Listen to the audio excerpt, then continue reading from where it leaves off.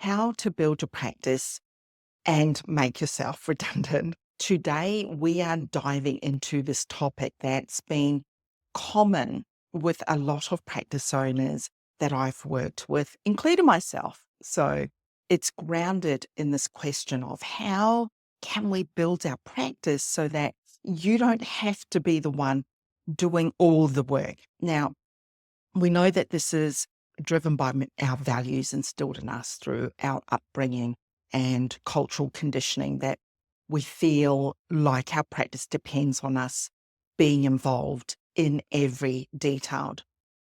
We are raised with this mindset that we have to show up for everyone every time, whether it's family, community, or clients. And while this is really cool, it can also hold us back from growing. So today, I'm going to talk about how you can build your practice to the point where it runs without you being involved in every single step. And trust me, when you do that, not only will it help more people, but you'll have space to focus on what you love and to grow your practice sustainably. All right, let's first talk about doing this little bit of a shift around, hey? Shift around in our mindset. And the big one is letting go of the idea that you have to be the one doing everything. And if you've been running your practice like a solo show, you probably feel like your clients heavily depend on you and only you can get these results. It's not your fault if you've worked that way. It's part of the way that we're conditioned, that we're hands-on to serve our people. But what I've learned and what we're beginning to see, when you take yourself out of every detail, you actually create more opportunities to serve clients at high level. You can still make sure that clients feel supported and nurtured without you doing all the heavy lifting yourself.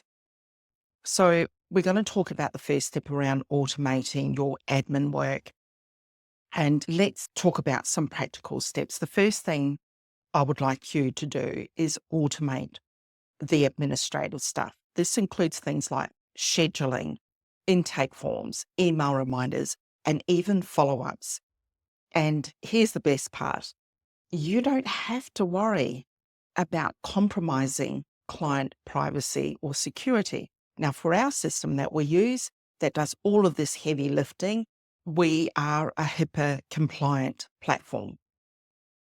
So the security is integrated in that system. And automating these tasks frees up your time and makes sure that your clients are getting the care and communication they need without you being the one that's directly pushing all those buttons to do it. You get to really release that bandwidth, and your clients at the same time have a smoother experience. The second thing that we talk about is delegating client care tasks. And this can be a tough one, especially if you're used to building strong personal relationships with your clients within the boundaries that we know of our practice.